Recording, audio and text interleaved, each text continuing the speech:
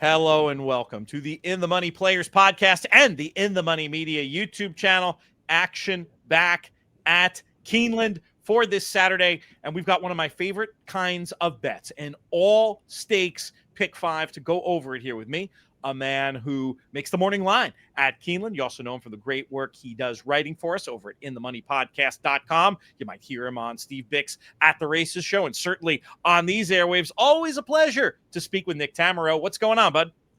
Busy time of year, my friend, but glad to be joining you to look at what is a pretty terrific sequence. And as you said, tough to beat an all-stakes pick five with, three grade ones in there as well. Yeah, it's a terrific sequence. I'm pumped to get involved. Been great working with Keeneland again. They've been supporters of ours since the beginning. And I have to say, it's been kind of fun. We were talking a little bit about baseball off air. Another great thing is one of my favorite multitasks in the world is to be studying form and handicapping races while there's baseball on in the background. We're going to get to do that this weekend and a little bit pretty good opportunity next week as well. You've been watching the games? Oh, yeah, definitely enjoying it. Looking forward to some of the division series this weekend. And as you, just like you, I have no rooting interest this year. As we both predicted 1 week ago or whatever it was, we knew it wasn't going to go well for our teams. It didn't, but it's been kind of fun being unburdened and just watching the games objectively. Yeah. It is nice to just take a back seat and watch it and have a little fun doing so. So it's still October baseball, whether you have more of the rooting interest than you want. Didn't go so well for the Lexington home team. Unfortunately, the Reds, they did a great job pushing the Mets aside deservedly to get into the playoffs. But warm food after a run-in with the Dodgers, who I think, now might look poised. It's not going to be easy going into Philly, but might be getting their act together in time to make the big run. But do you have a World Series team to put forward? I was curious particularly about your opinion on the Mariners, who I know you see a lot. Yeah, I mean, they look as solid as anybody, right? And they're a pretty strong favorite right now to win the AL.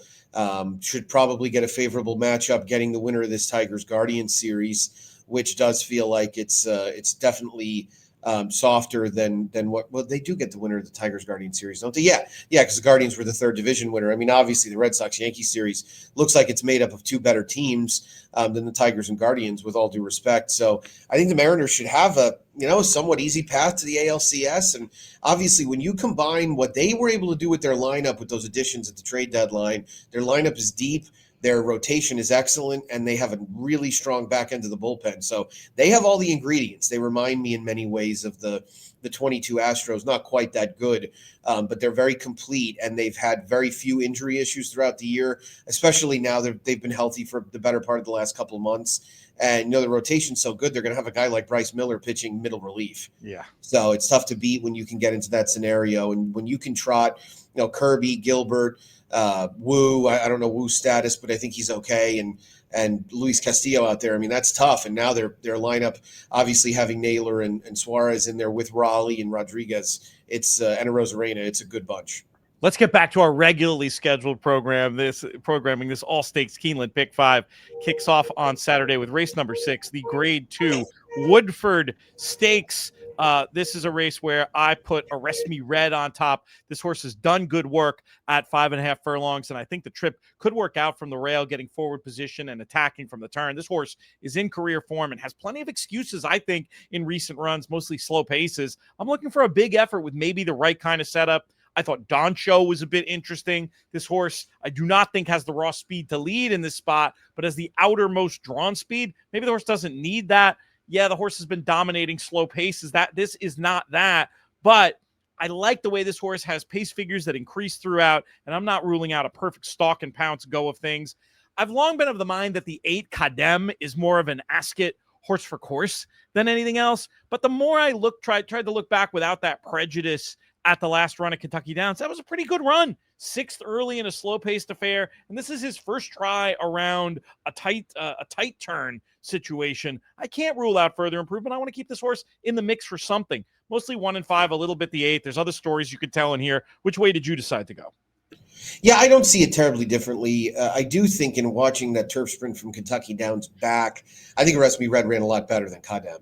And I think it has to do with the fact that Arrest Me Red had to go a little bit wider. Kadem got a really good ride from Frankie and popped outside an upper stretch, really had dead aim on the leaders. And, I think what you allude to with the ask it horse for course conversation is I'm not really sure what this horse's best distance is. I get it that 6 at Kentucky Downs is probably a lot tougher than 5.5. Just in terms of how strenuously you have to run throughout that race. So 5.5 might just be exactly what he wants, but I prefer Arrest Me Red. I think of that pair.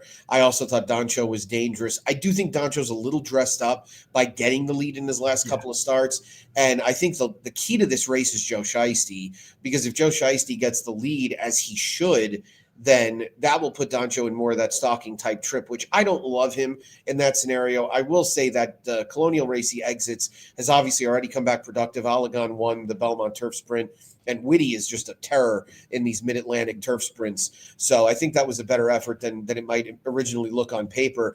I'm also interested to see, Pete, and I didn't really try to procure any info on it, but World Record is entered in both the Phoenix on Friday and this race. I actually made him the morning line favorite in the Phoenix. So it really surprised me that Rudy Brissett opted to then enter him on the turf. You almost wonder if maybe he was hoping there could be some rain and this race would get washed off and he would just end up with a really easy spot there. But I'm going to assume he's going to run on Friday in a spot where he makes a ton of sense. So I agree. I would pick Arrest Me Red on top. I think for pick 5 purposes, I'd probably try and press him a little bit. I think it's one of my opinions I feel better about at the start. But then I would definitely have a proper amount of backups on Kadem and Doncho. One horse we didn't mention who I wanted to bring up with you is I don't think Governor Sam classes up with these. This is a tough ask of a 3-year-old now facing elders. And I sure wish he had run a little bit better last time out. But at the same time, I don't want to hold Kentucky Downs form against horses too much.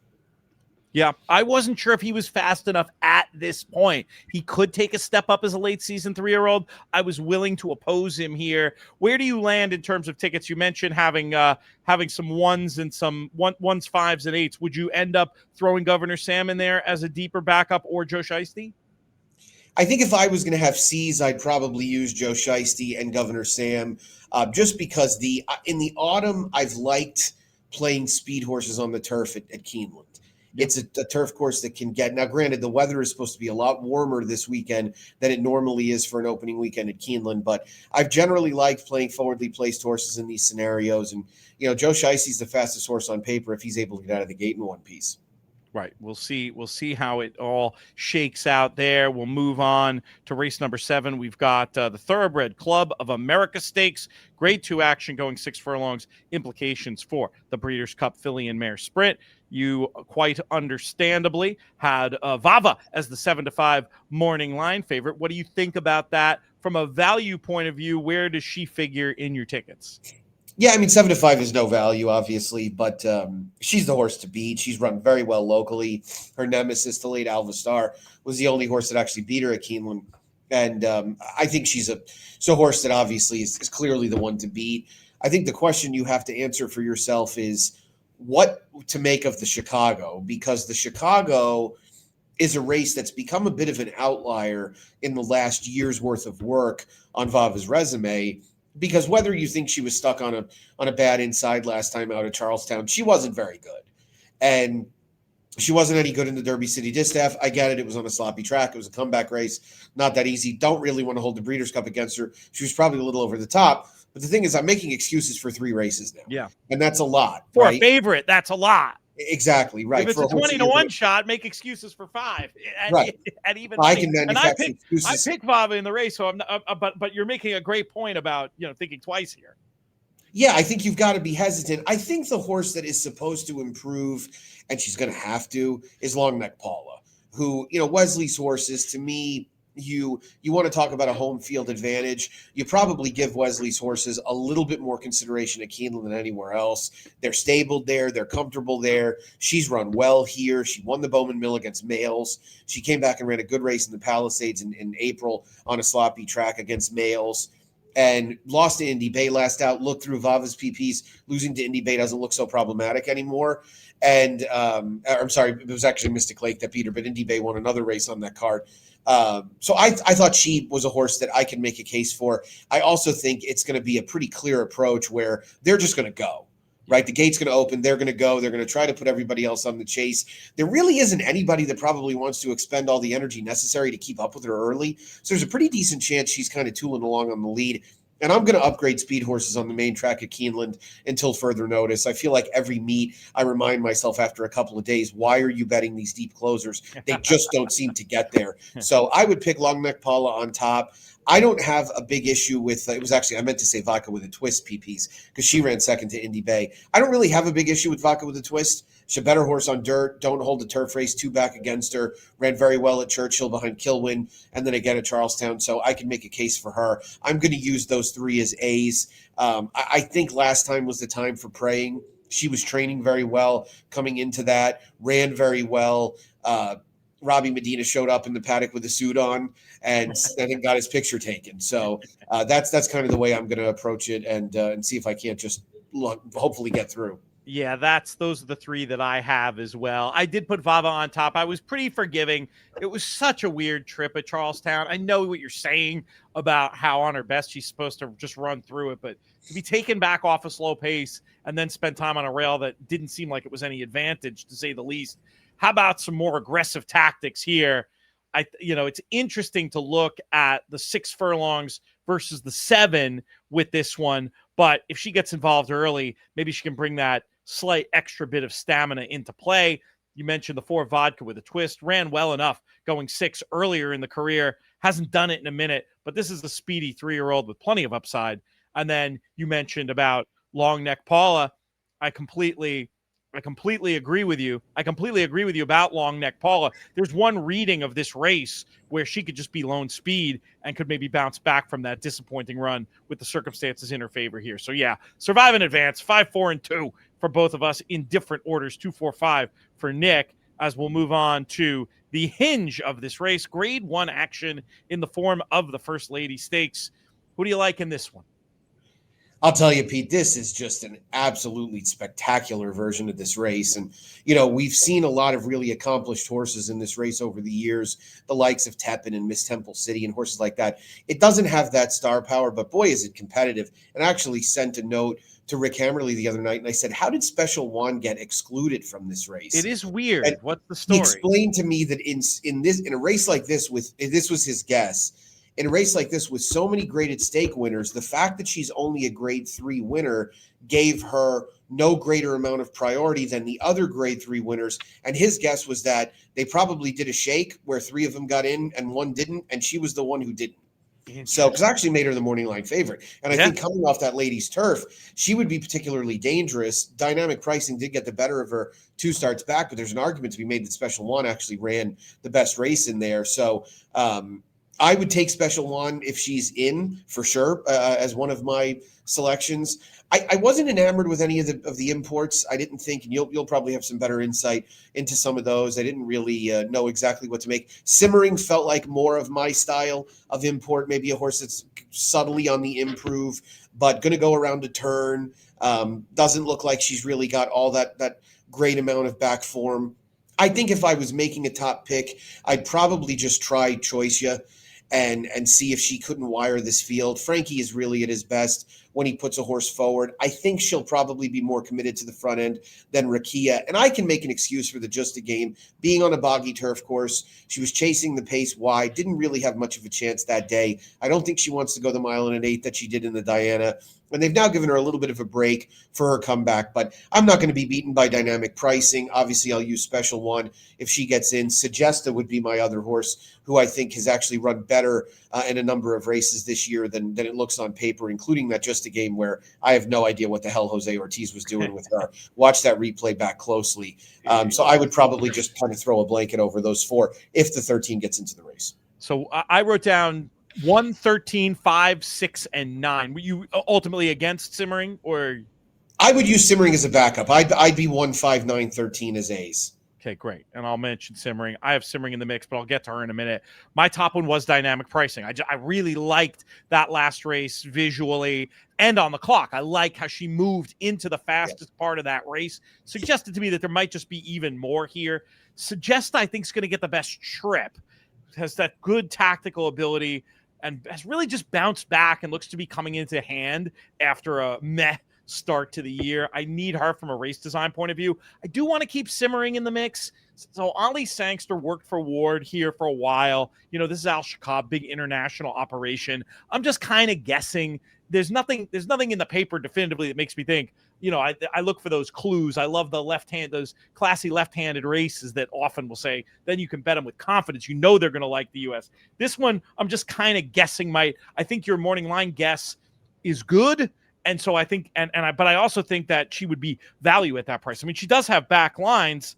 You got to go back to the spring, but I mean, that 1,000 guineas run would stack up pretty nicely in a field like this. So I wanted to keep her on side. And then the last and most obvious thing I'll say, Special Wand sets the standard really on, maybe not on form, but on figures and on condition if she gets in. So those were the 4 I was interested in: 5, 9, 6, and 13. We've got plenty of commonality there. So we go from a wildly competitive First Lady to a race where we're going to have an odds-on favorite in the Breeders' Futurity. I did a whole show about 2-year-old racing, audio only. So you have to subscribe to the In the Money Players podcast, wherever you get your pods if you want to hear it, with David Aragona. I was ready to award the race to Ted Nafi.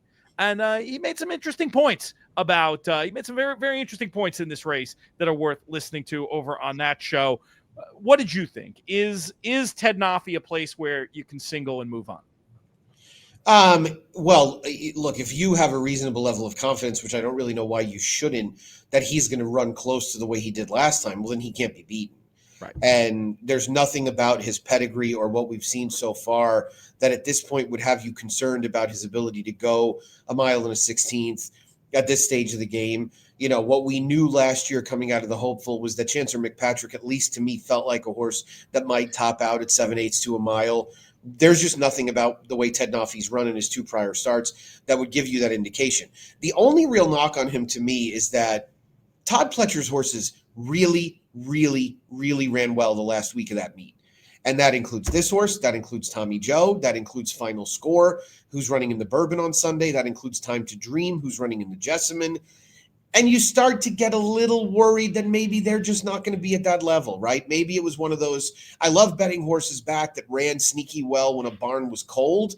And I do get very worried betting on a horse when a barn was rolling hot. So that to me is the big concern. Then the question becomes, okay, so if he's going to be beaten, then by whom? That was my next question for you. And that is the question to me, because I find Big Dom to be a horse that is really not going to be worthy of the level of support he's going to get in this race. He had the mother of all soft trips first time out, right? When you're chasing with a target, that's a simulated workout. They ran well enough. He didn't go super fast. He went fast enough. Does he have a 9 or 10 point improvement in him? Tom Amos's stats would not indicate that that's likely. Most of the time, his horses do their best work first time out. And I don't like Ewing. I think Ewing is a mirage. I thought that Saratoga Special was weak. It was upgraded figure-wise, probably after Ted Nafi's figure was upgraded by 9 points coming out of his debut. And there was nothing about that Ewing race that leads me to believe it was a particularly strong race. He went 0.47 seconds slower than Ted Nafi just roughly an hour later. So I don't like him wiring this field from the outside. I don't think Litmus Test is grade 1 caliber. So it's either blackout time or I'm just going to assume Ted Nafi's going to win. I'm going to do the latter. Okay, so just one number in your thing. When you mentioned Ewing and a mirage, I was worried we were going to have some 90s Houston, New York basketball flashback conversation here, and I was going to have to get upset. I'm not a Patrick Ewing hater at all. In fact, I wore number 33 in the early 90s because I was a Ewing fan. Nice. Yeah, my dad was a huge Knicks fan, and we lived in Dallas at the time. So my Houston fandom didn't really kick up much until the mid 90s. But yeah, that was a rough series. I'm sure you feel similarly. Oh my God, I was if there's ever a near miss from the horse in commentary, there's got to be some reference to a finger roll, but that was a different season. Let's move on to race number 10. This race we talked about. We had a long conversation about this race off air yesterday. Really fascinating running of the Keeneland Turf Mile. I'm pumped to see this one. I've got a full horse by horse analysis. Folks can find it over at theraces.com. Also, if you subscribe to our free newsletter, inthemoneypodcast.com/email, there'll be links to the 4 horse by horse write-ups I have going on this weekend. Let's bring you in though, Nick, for your thoughts on who wins this, that I'm considering the feature amidst the grade ones. Yeah, this is a tremendous race. I mean, another one that certainly wasn't easy to make the line for. It's certainly not easy to handicap in general. I think what we can be pretty sure of is that we're going to get an honest pace. I can't really see anybody sneaking away. I know the plan with Donegal Momentum is going to be forward. Obviously, Quattrocento is not going to let him get too far away. You can't imagine that Howard Wolowitz on the stretch out is going to be too far behind either. But knowing Irad a little bit, Amicio Jaramillo will likely covet that stalking trip, similar to what he did when he was won the Holiday Cheer. Diego Velasquez is a horse that, when he runs well, is generally not that far back. You do become a little concerned that he could be a victim of an American style race where they might go a little too quick early for him. Epic Ride obviously is the other horse that you would expect to be forward, coming in off a wire to wire win. I think Program Trading is going to run a lot better. I don't really think Program Trading ran that badly last time.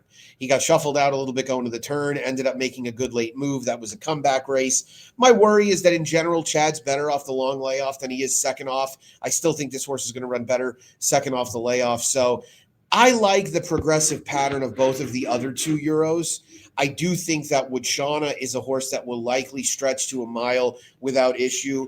And the Timeform comments on Timeform US really seem to indicate they feel like this is a horse that's going to be better going a little longer as well. They mentioned the Prix de la Forêt, with this being a horse owned by John Stewart's Resolute Racing. No surprise they came to the States. But I think Woodshana is dangerous. Obviously a Group 1 winner already, a horse that feels like he's just as good on a dry turf course as he is on one with a little bit of give. So I'm going to use Program Trading, and I'm going to use the 2 less fancied Euros as A's. I'll back up with Diego Velasquez and Howard Wolowitz. And if somebody wires this field, I'll tip my cap to them. I just can't see it happening on paper. I'm going to hope that John Cole or Woodshana are both ready to take a step forward. We got a lot of the same numbers. So I've got you down 8, 5, 12 as A's and 3 and 4 as B's. That sounds about right. Yep. So the 3 and 4 are my A's. So I'll start with them.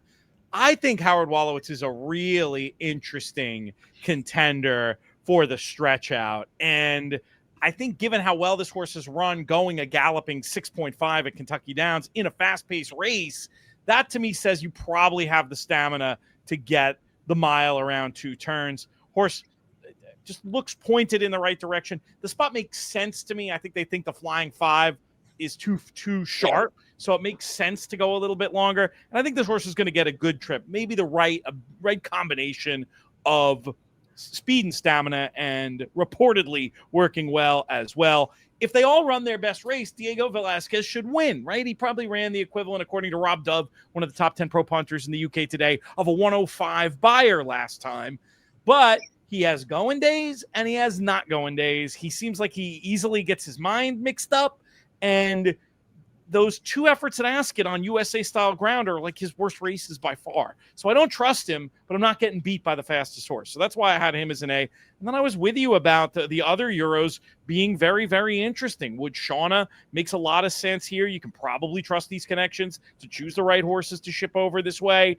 I thought it was interesting. Little bit of sponsor love here, but I swear this is a legitimate point. I think the fact that this was a Goff's Orbisale purchase for Resolute, and a couple of years ago, and then we know they went in with like spending tons of money this year. That's like a proxy for it. This horse is doing really well, and we expect bigger things. I want Woodshana, and then John Quill's interesting. Coming off a Group 2 win at Goodwood, this is a horse that if you go back and look at that French Guineas run, absolutely goes with a chance. And as a 3-year-old, candidate for big race-to-race improvement. Good luck with the post, but I like your morning line educated guess here, and I think that might be right because people, I think, might be overly dismissive of foreign form from a tough post. We've seen that movie before around here. Anyway, I think it's fascinating. The only reason I don't have Program Trading in my picks, and maybe I need to reconsider this, I was simply worried about the horse potentially being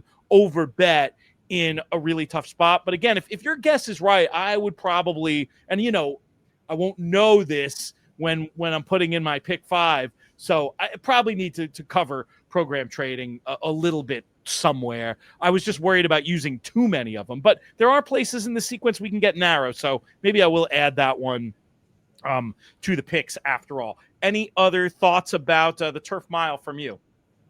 No, I think that just about does it. I mean, we covered all the principles, and program trading is a horse that if somebody dips down price wise, obviously Diego Velasquez could certainly be shorter than the 7-2 that I threw on him.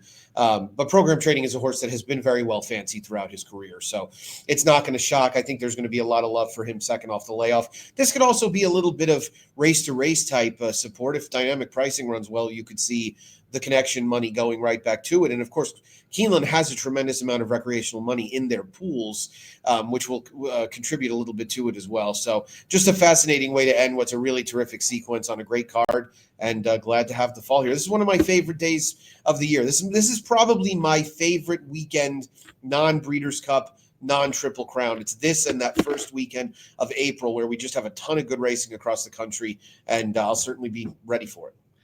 Nick, we've been so happy to have you as a big part of our Keeneland coverage. Going to be continuing all meet long on the In the Money Media Network, inthemoneypodcast.com, etc. But I didn't prep you for this question, but I'm hoping you'll have an answer. We've gone over on our show the 5 graded stakes that comprise this all grade 1 pick 5. If I were to ask you to pick one horse, one bet you want to make, which way would you go? I'd probably bet Long Neck Paula to win. Long Neck Paula to win, potential lone speed in there. I know I'm going to be betting Arrest Me Red. That's one. If you force me to pick a best bet of the day, I'd probably go in that direction. Godspeed to you. If you're playing Keeneland this weekend, make sure you check us out on the In the Money Media YouTube channel and follow the In the Money Players podcast wherever you get your pods. Nick, no good deed goes unpunished around here, so let's do it again for Sunday. What do you think? Sounds great. All right, if you're on the In the Money Media YouTube channel, click over to one of our many excellent videos, including our Keeneland Meet preview, Angles preview with Matt Vagvolji. And if you're listening, stay tuned because we've got more content coming up right now.